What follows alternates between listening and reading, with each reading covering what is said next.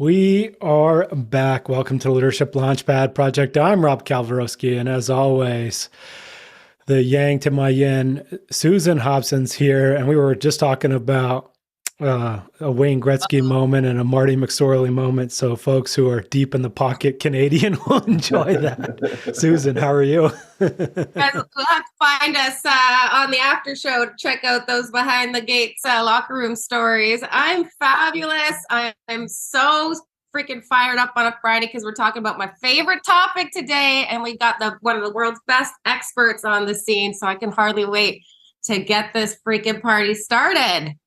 Absolutely, me too. And well, first off, I have my Global Destructive Factor t-shirt on. Oh, so my speaker coach sent me a t-shirt with the movie we made up for the talk I did in Australia. So we're going global with that one. We'll see if we can tie it into the TEDx talk this summer, but we always got to start off with a quote. But today I actually have some statistics for us. So there was a recent study out of the workforce at UKG company, and they have a few stats here that are pretty incredible. So the first one is managers have just as much of an impact on people's mental health as their spouse. So both of those, the impact is roughly 69%. And the comparison is their doctor about 51%, and their therapist is even less at 41%. So your boss impacts your mental health significantly more than your therapist. That's a pretty wild stat. As your partner in crime. I love stats like that, eh? That's phenomenal. Yeah. And then to continue, so the study continues, 60% of employees worldwide say their job is the biggest factor influencing their mental health. Yeah. And something that we're super passionate about on the show and why we do the show is their third stat, or I guess fourth or whatever, that the stress from work carries into our personal lives. As employees say, work negatively impacts their home life. 71% of folks say that. Work negatively impacts their well-being, 64%, and negatively impacts their relationships outside of work at 62%. So that's why we're so passionate about bringing great leadership to the world, because of the impacts it has not only on our mental health, but also our home life, our well-being, and our relationships. So on that note, we got our special guest, an expert on bringing happiness to work, the founder of WorkHappy, the host of the WorkHappy Podcast, and co-founder of Men in the Middle. Greg Kettner is with us. Greg, how are you? Great. Thanks, guys, for having me. Nice to see you, Rob and Susan, and I'm looking forward to the conversation for sure. Absolutely. And Greg, maybe let's start off at the top. Like, what did you think of these statistics? And as someone who works in this space, like, what do you see out in the field? From what I've seen, they're spot on, unfortunately. But, I mean, it means we've got a lot of work to do. But yeah, it's grim, and it hasn't gotten any better, obviously, in the last 3 years, where we've all been, stuck indoors, and we're humans and we need that connection. So, even with leadership back and forth, right? We're on Zoom, right? Which is great. We know we can do this now, but it's different than being in a room or in a studio, doing this live. Absolutely. Yeah. I was just going to say, and Greg, could you plug our audience into how you even got on this mission towards being a WorkHappy expert? Yeah, well, for sure. So the quick backstory, I've been in sales for 27 years. That's how old I am. But I worked in the National Hockey League, Major League of Soccer, sold software out of Vancouver, and then transitioned, started doing stand-up comedy for 6 years. So I got a tour across Canada and the U.S. and got to work with people like Robin Williams and Norm Macdonald. And then I fell in love. Ran into a gal, my now wife, Becky. We went to college together and ran into her after a show down in Eugene, Oregon. And when you get married, you have to live in the same town. I didn't know that. It was in the fine print. I didn't read it. And you can't have a great relationship, right, if you're on the road 300 nights a year. Right. So I was down here, moved down to the States, and was doing sales for the Chamber of Commerce.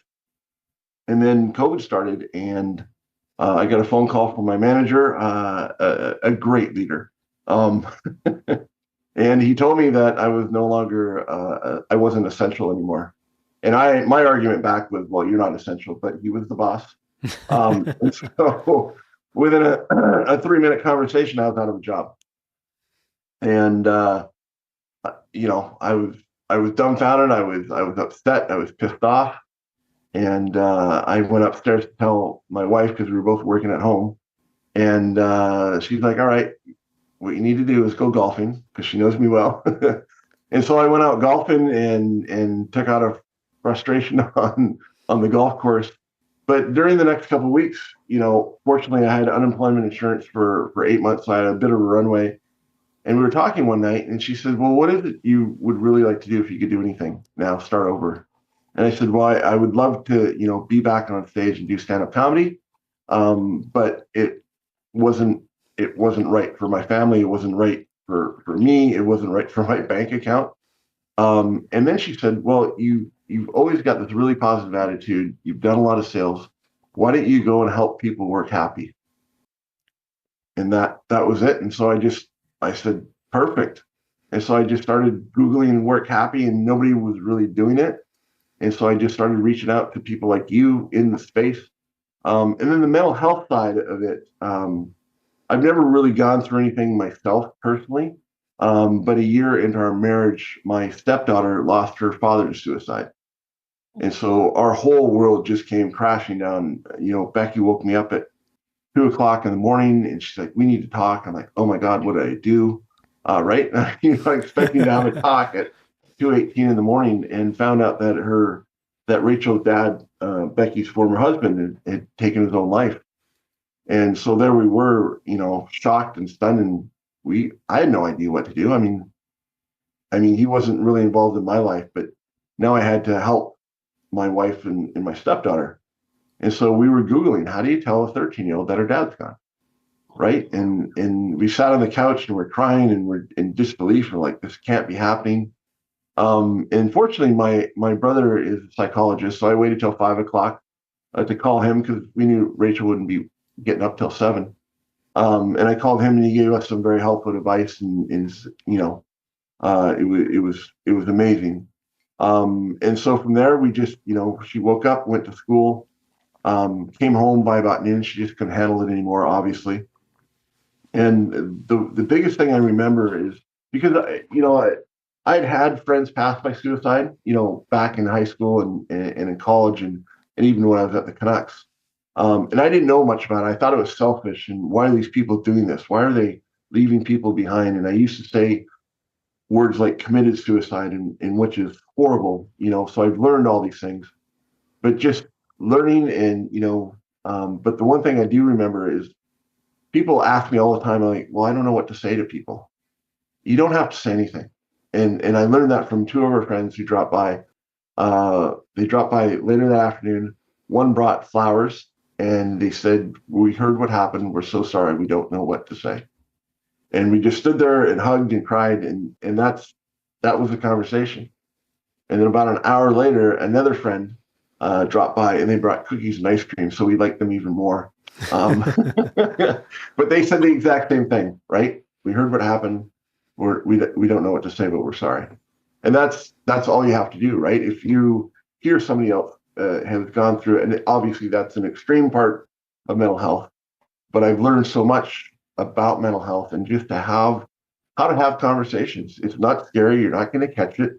You're not, you know, people aren't going to be weird on you, but just be human, be empathetic, and listen. And so and that's how I kind of I lead with mental health with the WorkHappy, but when we work happy, as both you know, right, we're more productive, we're more creative, we have better health, we have better mental health, we have better relationships with our family, with our coworkers, with our leaders. So it's been a blessing. I never thought I would be doing this. You know, when you're at one point sharing the stage with Robin Williams to, sharing a story about your stepdaughter losing her father. But the thing I like most about what I do is the conversations that I have, that aren't on camera or aren't from the stage. But when I get off, people will come up and share. I was doing a keynote at a conference in Winnipeg back in May. And afterwards, I was out on the trade show floor, and a guy walked up to me and said, "Hey, thanks for talking about mental health. Nobody does that." And I said, "That's what I do, man." I said, "What was your biggest takeaway?" And he took a deep breath and he said, "Well, probably the biggest takeaway is I am now talking to a complete stranger about my crippling anxiety that I've had for 25 years, and nobody knows about it other than my doctor and my wife." And right there, that was worth the trip to Winnipeg, right? That one guy. And once a month, Jason and I check in with each other, have a conversation, and it's absolutely amazing.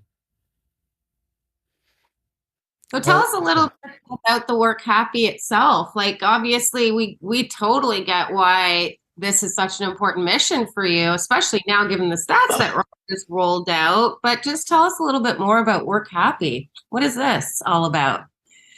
Well, it's a way to work better. It's a way to put people before profits. I think it was Richard Branson who said, treat your employees like gold, and we'll treat your customers like gold. And those stats are staggering. And one of the stats I always bring up is 68% of people in the workforce are passively looking for another job. They're not happy where they're at. And as we all know, we used to be in the corporate world, and now we're changing the world doing what we do through coaching and leadership and speaking. And you don't quit your job necessarily. You quit your managers. You quit your leaders, right? Because people get up there, they forget how to be human. They forget how to have a conversation. They forget how to laugh. And so working happy can be so much more productive. If you're in sales, people who are happy sell 37% more than unhappy people. People who work happy are 18% more productive. There's more creativity. There's a study, I think it was done by Harvard. They had two test groups, and they were both working on puzzles, the same puzzles for 20 minutes. And then they took a break, and one test group went and watched a regular documentary. The other test group went and watched Robin Williams live for 20 minutes. And they came back, and the group that laughed finished the puzzle like, I don't know what the time was, but a lot quicker than the people who just watched the regular documentary. Because when we laugh, the endorphins are released, right? It's the happy drug. It changes our mindset, it resets it, and you're good to go again. So I've just been very passionate about helping people. How do we work happy? I mean, we're more productive, we're healthier, and there's just more joy, right? When we go home and we're happy, our families are happier. We don't take that crap or whatever you want to call it home with us, right? And so it's just good. And the amount of goodness for our mental health, even just laughing. I send out a Friday Funny every Friday, and I get messages and emails back all the time saying, "Thank you so much. I was having a tough week." And I mean, some of them are just really, really cartoons or, clips of comedians that I enjoy. But life is better when we're happy. Amen. Greg, I've had some leaders that have come through, and they've started to bring elements of creativity or fun or games to sort of, one is to build their team, but also to introduce these elements of fun or joy into work. And they've had some pushback from folks in those cultures. Like, can you talk a little bit about like the stigma around focusing on happiness or bringing laughter into the workplace? Yeah, I think it's I guess old school. I mean, like I said, I've been in sales for 27 years, and when I started, it was all right. We gotta excuse me. We gotta hit our numbers. We gotta do this. We gotta do that. And there's no time to play, right? But I think back then, the whole happiness movement, Martin Siegelman kind of started it about 15 years ago, a psychologist, and there's just so many studies coming out that we are more productive. And I tell people every day, put in your calendar, laugh for 5 minutes in the morning. If you get off a phone call and the deal went sideways, or you had a conflict with your partner or your kid, if you laugh and you take that 5 minutes, you're going to be that much more productive the next 55 minutes than you would have been if you're sitting at your desk and stewing about whatever it is, right? And so I think the tide is turning. It's a slow turn, but I've talked to leaders. I talked to one person in HR when I was prospecting, and I said, are you guys struggling with mental health as well too? And they said that no, we really don't have any mental health problems in our company. Right. So after I picked myself up off the floor, I said, tell me a little bit more about that. And she says, well, nobody comes and talks to me about mental health. And I said, oh, well, that makes sense. If you don't hear it, you don't realize it, right? So we continue to talk. And they mentioned, well, this one person, a VP had to take some time off, 3 months off because they were stressed. And somebody left the job because they wanted to start a family and they just couldn't take the pressure. And so I said, that's mental health. That's part of it, right? Because I think a lot of people, and I'm trying to come up with a new term for whether it's brain health or whatnot, right? Because mental health is just, it seems to me to be the negative part of it, right? Instead of, happy brain or whatever you want to call it. But I think a lot of people, especially, the younger generation, Rachel's 18 and they talk about their mental health. And sometimes I'm like, ooh, maybe you're sharing a little bit too much, right? But they're balancing it out, right? Because the older generation is like, we don't talk about it, don't cry, suck it up, be a big boy. And the more we talk about it, and it's not scary, but mental health can be from mild, I need to take the afternoon off, I'm just not feeling well, or I have anxiety of full-blown bipolar, or, and the worst is suicide, right? So people hear mental health and they just think it's a huge, big, scary thing, but it's not. It's stuff that we've all gone through. Rob's gone through it, Susan's gone through it, I've gone through it, we all have. But how do we take care of ourselves? How do we do self-care, whether it's meditation or breathing or, more exercise, whatever it is.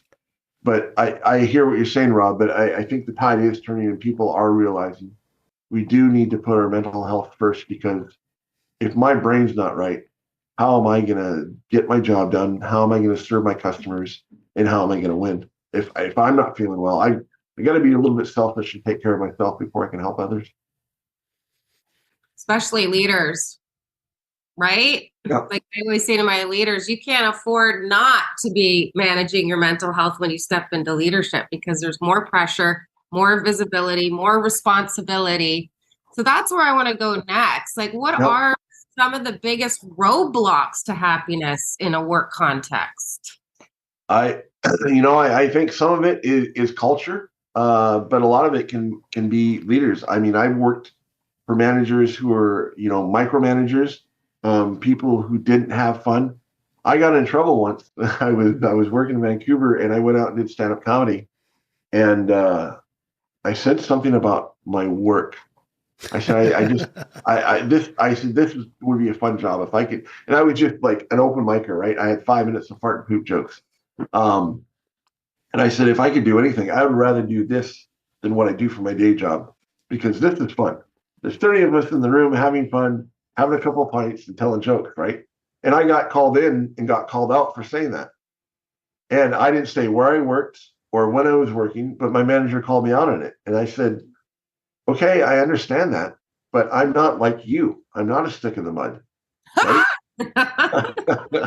I get my work done, and I do it with humor, and I've been very successful over the years in sales by using humor and being funny and looking at the bright side of life. So it takes leadership, and I think a lot of it is top down.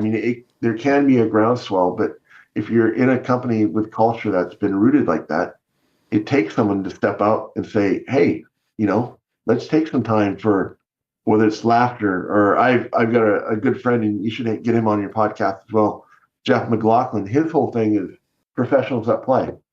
And this guy will go into a company and they're playing thumb wars, or they're doing rock, paper, scissors. Stupid stuff, right? But within 15 minutes, you can see the difference in the room. People are energized. People are happy. And, when we work happy, we have better relationships, not only with our colleagues, but with our clients as well. Oh, yeah. Yeah. The data backs that up too, Greg. And I was reading an article from MIT Sloan, and they had an article about mental health in the workplace. And they say the research shows that healthy organizations outperform their peers in a range of ways. Rates of absenteeism are almost 11 times more likely to be lower, and these employers are more than 3 times likely to retain people. Companies that care about staff's well-being are at least twice as likely to delight customers, twice as likely to be identified as a great place to work, and twice as likely to exceed financial targets. Yeah. So it plays out into the business as well. Yeah, no, exactly. And one example that I remember about laughter at work, I was selling software, and it was, I mean, the deals were, anywhere from 4 to 8 months kind of deal. So it was a long sales cycle. And this one guy just sent an email, and he just like, here, I know what I want. Just give me a price. Give me your best price. And that's not how we did business, right? We wanted to solve a person's solution. We wanted to have conversations. Is this what you need? Is it too much? Is it too little? What are your specific needs? And he said, I just want a quote. And so I asked my mentor, I said, how do I do this? And he said, just send him a quote, like a quote from somebody. Oh, a quote. So I replied to him, and I just put in quotes, Gretzky's, right? You miss 100% of the shots you don't take. That's my favorite quote, Greg. Right? It's awesome. And I hit send. And this guy wrote back, he goes, what the hell was that? And I go, you said you wanted a quote? I gave you a quote. And he goes, all right, let's get on the phone. And 6 months later, we had a deal, right? Yeah. But it was an oddball. And yeah, I took a chance. But, how are you supposed to give a quote on something that you don't even know what the guy's problem is? And so if you can take just a little thing, and your stats about, sick time and stuff, over $500 billion a year in North America is lost to mental health, to sick days, to underperforming. Mm-hmm. And when people work happy, the sick days go down, turnover goes down, and retention goes up, right? Because and we've all had jobs like this, and it's the job we have now. Why would I go anywhere else? Why would I do anything else? Because I love what I do. And you recruit people when you love your job, you love the people you work with. So it's a win-win-win, and it doesn't cost a lot of money to be happy. I don't pay anybody. I find it so fascinating how busted up our relationship with happiness is, like, especially as it pertains to performance, and I feel like where I really started to question that is like in the context of sports. I remember saying to my teammates when I got up in the ranks, like, they'd be so serious, right? Because of the pressure. But I'd be like, this is a game, right? Like, we're supposed to be having fun, knowing and understanding intuitively that I played better when I was having fun and loose and playful, right? Yeah. But yeah, it turns out happiness is actually a performance driving strategy. I think that's why you see all these tech companies who put all these games and on the different floors of their buildings, right? Yeah. And all of these different opportunities for people to actually just have fun in the context of work. But aside from the ping pong tables and the Tony tables, the football, we call it Tony here in Canada. Oh, you know that. But what other strategies are there that leaders can employ if they're really trying to explore happiness as a performance driving strategy for their teams? Yeah, well, I think one thing that leaders can really do is to ask employees what they want, right? Because like you said, there's ping pong tables, foosball, free food. You hear all these software companies doing that, but that might not be what I want. Maybe I want an afternoon off so I can go watch my kid play basketball. Maybe it's money, or maybe I want time to go volunteer. So if a leader can get their team, instead of just going, hey, we're going to give you $100 bonus for Christmas and a turkey, I might be vegetarian, right? But if you can ask, and it's tough, it depends on how many people you manage, but if you can ask them what makes them happy or what their needs are, it goes so much farther, right? It builds that relationship. It builds that trust with people. So I think asking people what they need is very key, and just saying, well, this works for Google. Let's do what Google does, right? Mm-hmm. And that's great to have that as an overall thing for people. It attracts people and whatnot, but ask people individually as a leader, treat them like they're your kid, and not manage them like they're your kid, Don't right? infantilize them, yeah. But if I want to go on a date night with Rachel, I'm like, well, where do you want to go to eat? And she usually goes to Yama's, which is a Greek restaurant, which I hate, but I do it because it's what she wants, right? Yeah. And it's not every time we go for Greek food, but asking people what they want, what they need, and that comes into to mental health. One of my favorite quotes, and I have it on my wall, is everyone you meet is fighting a battle you know nothing about. Always be kind. And that was Robin Williams.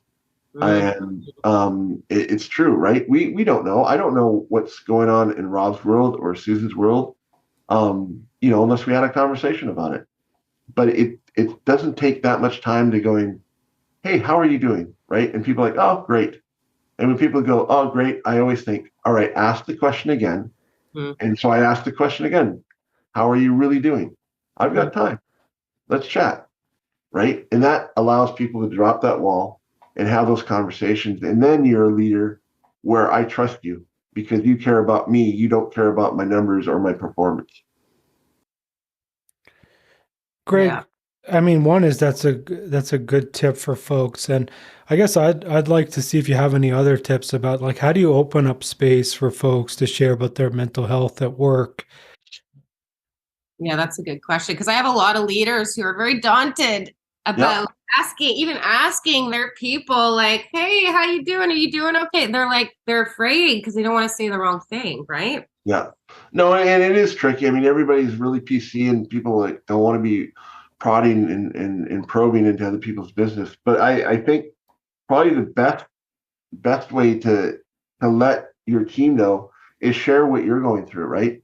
And again, it doesn't have to be your whole story, but it can be as simply as saying, I remember in college I dealt with anxiety, and I didn't know what to do, and it took way too long. But finally, I talked to my parents, and they said, hey, maybe let's go get counseling or go see a doctor, right? So if you're a leader and you share your journey, or, maybe someone, one of your friends has passed by suicide, right? If you share that story, and how you got through it, that allows the people going, oh, if my leader can talk about anxiety or depression or suicide, I'm obviously he's okay to talk about it.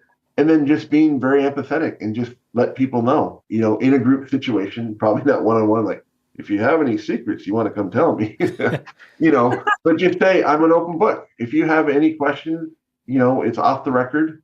More than happy to help, because I've been there myself, and I know what's helped me, and I want to help you, because I don't only want to see you perform, but I want to see you happy and healthy here at work and at home.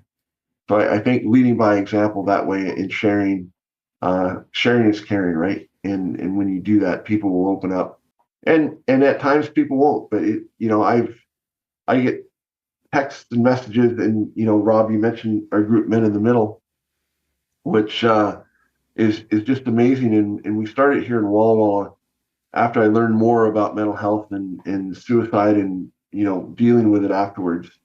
And what we found, and the statistics are, the highest rates of suicide are men 25 to 45.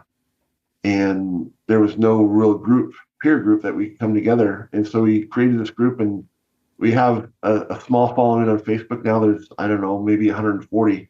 But here locally in Walla Walla, we have 25, 30 guys. And every fourth Sunday, we go to the Christian Aid Center, 5 or 6 guys, and we get together and we cook dinner, and we serve it to the homeless people in our community. And just volunteering is a great way to deal with your own mental health, because giving back is so great. But we're having bonds, right? We're in the kitchens. Dudes, some of us don't know how to cook, right? But we're helping each other out. Right? We're Googling, how do you cook pork chops? But it's kind of like being in the locker room, right? The bullshit and the banter. right? Yeah. And we're building relationships, and it's been amazing. My neighbor's an EMT, and he's gone through a lot, right? The stuff that he sees, and we've obviously become friends because we're neighbors. But we now have a trust in between us. And was it last summer? I think it was last summer. I was sitting in the bath reading a book with my glass of wine, and that's how I relax.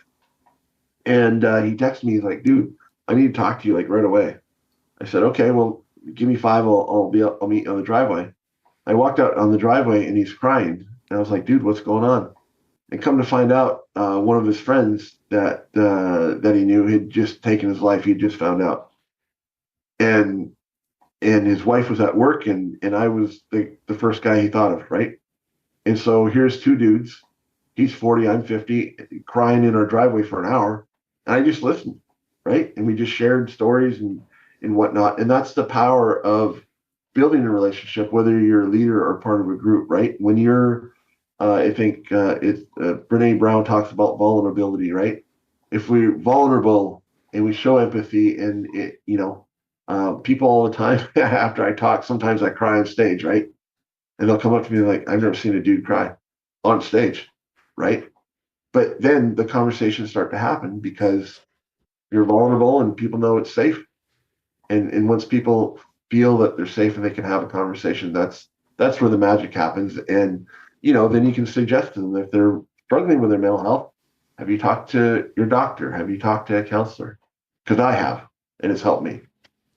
So I think leading by example in the mental health is so key, rather than going, "Oh, you got a problem, weirdo? Go talk to HR." So it's powerful stuff. Yeah. I'm not sure I would talk to HR as my lead for mental health. But that's the thing though with HR, right? People don't want to because they like, "Oh, I don't know."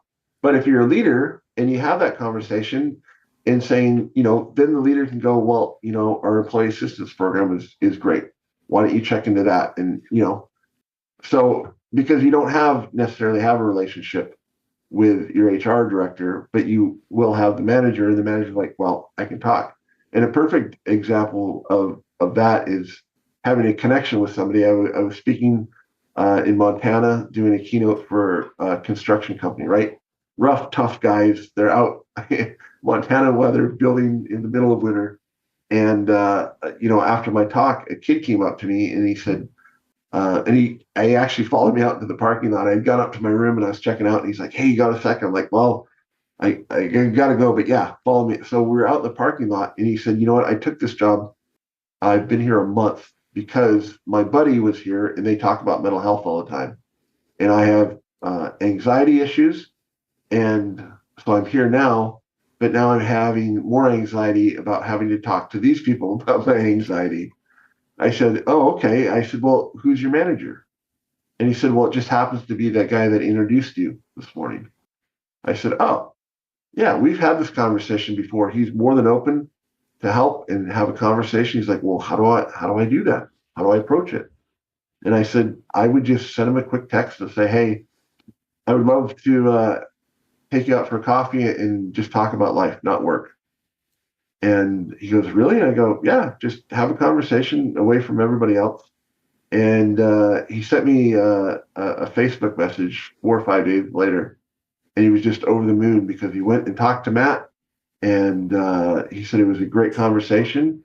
And Matt's like, "Here's all the process that you need that we can help you with for anxiety." And he goes, "It's absolutely amazing because now my manager knows, and my anxiety has dropped because I'm getting the help that I need, and I'm not ashamed to have that conversation with my manager or with my colleagues, just because it's a connection thing. It's being kind and empathetic and being vulnerable and having those conversations. And they're not tough conversations. They are. I thought they were, but they're not. So important for us to not feel like we're all alone, especially when we're down in the dumps. But that's why it's so important for us to destigmatize mental health in the context of work, because that shame is oftentimes like right? The hump that sometimes people just can't get over, especially if it's a boss, like it makes so much sense. But I'm interested in how we're doing on the connection front post-pandemic. Rob and I came out on our first show this year, and we predicted that this year was going to be the year of community for that very reason, right? Like getting people back in community so we could get back in connection. Yeah. But how about you? What are you seeing in terms of that community piece and the connection piece coming out of, the disruption? I know we work remotely. We're entirely remote, our team. So I know it's definitely possible to stay connected even when it's happening. Right. Great. But I'm just curious, while you're in studio, what are you seeing? Yeah, no, I'm seeing that people are excited to get back. There's still some trepidation depending on, especially down here, the political things with COVID are a lot different in the States than they are up in Canada. But I'm actually flying out to Boston on Sunday to give a keynote for a company for their sales kickoff, and they're so excited that in the first time in 3 years, all the sales guys are coming together, guys and gals coming together, and connecting, and we need to do more of that. I talk to people. I'm like, if you can get off a Zoom call, do a phone call, go for a coffee, right? If they're local, do what we used to do, because it's so important. And the whole thing with social media, like you see it in the younger generation. I mean, kids are dating because off of TikTok or Snapchat. And like, that's not a relationship. Oh, don't get me started, Greg. I have an 11-year-old. Yeah, right. Rachel's 18, and I'm just as guilty of being on social media. Obviously, I use it for my business, but we need to get off that. It's not social media. I need to come up with a talk or a piece or something about being unsocial, right? Let's get back and do what let's go to the playground and play. Let's not, oh, hey, here's what I'm doing. And the other thing with social media too, right? You can be as perfect as you want. Oh yeah, that's the problem. Everybody's like, oh, here's the behind the scenes, right? And it's all glamour shots and photo edited and artificial intelligence and whatnot. But let's have a real conversation. Let's go play hockey again. Let's, have a beer or hang out, whatever it is that you do. But I'm seeing corporations and people getting back together and doing social things, whether it's, a potluck at work or going out to a comedy club as a group and socializing that way. But it's so healthy. We're humans. We're not meant to be on our phones and all the time. Yeah. That's what we did, right, Betty? We got together at Christmas time for our holiday party. Everybody flew in for that here in Toronto. We went and did what, Robert? We did some improv. Oh, right on. Yeah. We did an improv class. It was so freaking hilarious and so fun. And you're right, super bonding experience. Yeah, absolutely right. Or, even those escape rooms can be really challenging as well too, right? You find out who the engineers are, you find out who the nerds are, you find out who the quiet people are, who the go-getters and stuff. But it's not just one person that finds out what it is, right? So, or improv, right? It's great when you do something random and different than what you're used to, because you find a different side of people that you work with, and you might have a better connection or a better relationship with that as well too. So we tried that one too. That was last spring's retreat. And we actually did every day we had an itinerary. We're all ex-pro athletes. So being on the road, itineraries. But we had games. Everybody had to plan a different game. We had a talent show. We were doing flip cups and all kinds of fun stuff. Right on. I gotta ask our favorite question to our favorite happiness expert before you go, Greg. What do you want your legacy to be? The legacy of all of this spreading that powerful positive ripple effect known as happiness into the workplace. I think my legacy, I'm passionate about helping people live and work happy, right? And if anything, and it's not about me, I'm all about giving and making other people happy. That's what makes me happy. That's what gets me out of bed. So my legacy, if people can remember, what Greg taught them, how they felt after a talk or after a training session or a coaching session. But the more people that work happier, we're gonna, it's better for everybody. There's more revenue, there's more health, and people now, the tides have turned. I read a study recently. people are now wanting more connection at work, more, pats on the back, feel like their voice is heard, that they matter, than getting a $10,000 raise. Right? They would rather stay at a company if they could have that versus 10,000. And so I think the tide is turning, right? And I know I'm getting older, right? Time is more valuable than it used to be to me.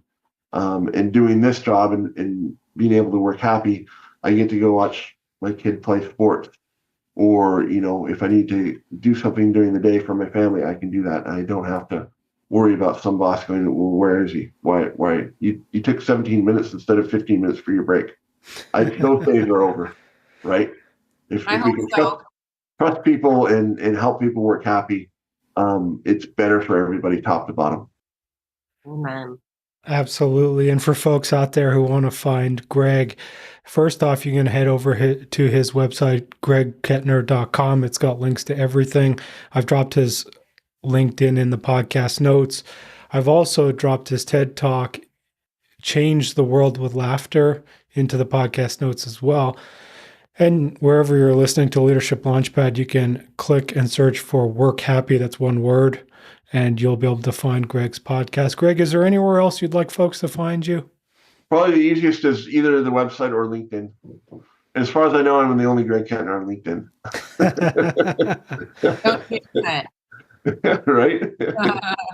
Well, thanks for having me, guys. I so appreciate what you're doing. And it's great to be with like-minded people who every day we wake up and we get to make the world a better place. We get to make people happy. And we get to work happy. So thanks for doing what you do. I really appreciate it. Thank you so much, Greg. And for us, obviously, please hit subscribe wherever you're listening to the Leadership Launchpad Project. And if you could leave us a rating and review on Apple or Spotify, we'd really appreciate that as well. And for all things leadership development, conflict management, emotional intelligence, one-on-one, or group coaching, head on over to elitehighperformance.com for all of that. Susan, is there anything you'd like to leave our folks with today? You know how they say the attitude of gratitude is the quickest route to happiness? Yeah. I'm just so grateful and therefore so happy that we invited Greg in today to help us make this case for what we clearly understand, because we have cracked the code on that happiness thing here in our locker room.